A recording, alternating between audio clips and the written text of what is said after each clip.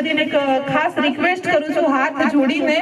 કે તમારી બેન દીકરીઓને નીકળે ને તો કોઈ કે છેડતી કરવાની હિંમત ના કરે, કે મજબૂત બનાવો કે જ્યારે આપણી દીકરી નીકળે ને તો એમ લાગવું જોઈએ કે સિંહણ નીકળી રહી છે. સમજ્યા કે દીકરી એટલે એમ નહીં કે હાથમાં લાડવો છે તો કોઈ બી પકડી લે, એને જોઈને સામેવાળાના પગ થરથરી જવા જોઈએ કે આની પર હું હાથ નાખીશ ને તો મારે કે સાથ પેટીનું નખોત નીકાળી નાખશે. તો દીકરીને મજબૂત બનાવવા માટે થઈને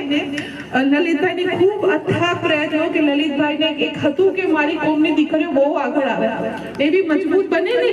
કે ઘરમાંથી કે પોલીસ અધિકારી નીકળવી જોઈએ છોકરીઓ. તો એ માટે થઈને એમને ઘણી રિક્વેસ્ટ ઘણી કરીને પછી અમે એ કોશિશ કરી છે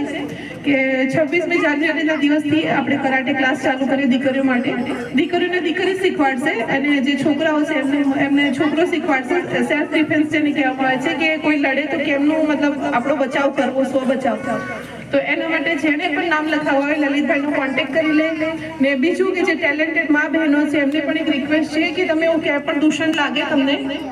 કોઈ પણ અટક કરાવવું લાગે, ક્યાંય પણ તમને લાગે કે આ ખોટું થઈ રહ્યું છે તો નોર્મલ અત્યારે બધાના હાથમાં એન્ડ્રોઈડ ફોન હોય છે, તમે એક વિડીયો ખાલી લલિતભાઈને શેર કરી દેજો. ને તમારું એમ કે તમારું ચપ્પલ હશે ને મારું માથું હશે અગર જો અમે એના એન્ડ સુધી ના પહોંચડી સામેવાળાને તો પણ થોડી હિંમત તમારે બતાવવી પડશે, કારણ કે લલિતભાઈને બી 50 ટુકડા નથી કે એવું ફાતિમા બી 50 હિસ્સામાં ના ઓલા થઈ શકે, કારણ કે સતયુગમાં હતું, કળિયુગમાં એવું કંઈ